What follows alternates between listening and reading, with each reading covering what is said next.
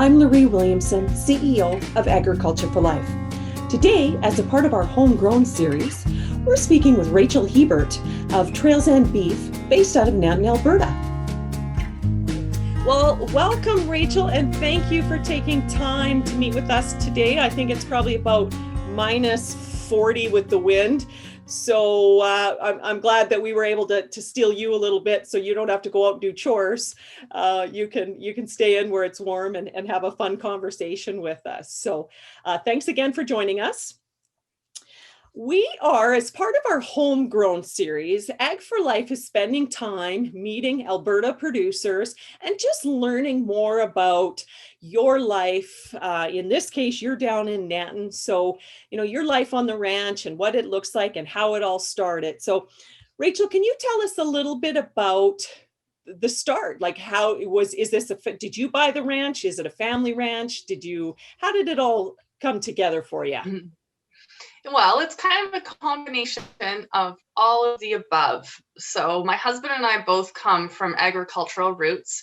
My family's been ranching in Alberta since about 1882. My great-grandfather started the OH ranch and then put roots down at Nanton around 1903. And my husband's from a mixed farm in Saskatchewan. And then there was a chance meeting at a horse training event. I was a vegetarian. He was a working cowboy, and things kind of went from there. And we started our grass-fed beef ranch together. So we're a family ranch. Our kids are fifth generation. We operate on a home place south of Nanton where we have our calving facilities and our barn. It's really kind of the heart of the operation. And then some of our grazing land has been in the family now for going on, 140 years. So it's a family affair. We appreciate our roots, and we're really blessed to be raising our kids with food in their backyard. That's amazing. So you got started, and I've had the pleasure of being at the ranch. So I've had a little sneak peek a few years ago. And what I love is it has that truly, like when you think of that authentic ranch, it has that feel, because that's what it is. And I can see, it's over 100 years old. You've been working and raising livestock. So when you started, how many head did you have, and where are you now? Has it grown? Have you remained about the same? It's definitely grown. This was a very grassroots operation, no pun intended, because we grass finish our beef. We started out with a handful of cattle. We had some cows. I was raising a few pale buncher calves, and we decided to start fishing the beef and selling it to family and friends. My mom was also part of the original ranch. She had returned to her roots on the family ranch, and we ran our cow herds together.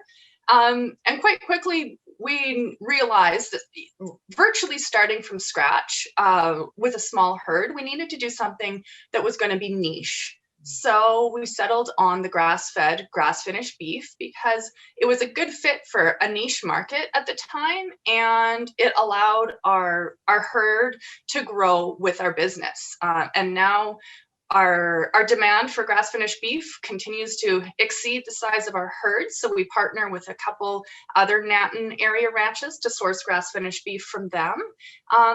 So it's been really exciting to see it grow. Our herd grows along with our customer base, and it's a good fit. And so I know we're in this pandemic, and hopefully there's light at the end of the tunnel. But what have you noticed? When you started, you and your husband started, and through the years, there's been more of has there been more interest in the grass-fed beef? Has the increase gone up during the COVID times? Just give us a little insight into that. Yeah, well, we've been finishing grass-fed beef now for, I think it's going on 15 years. And in those early days, we were doing a lot of explaining to people what grass-fed meant, that it meant that our cattle were living out their full life cycle on the ranch. They were always free range on pasture, until the day they go to the butcher.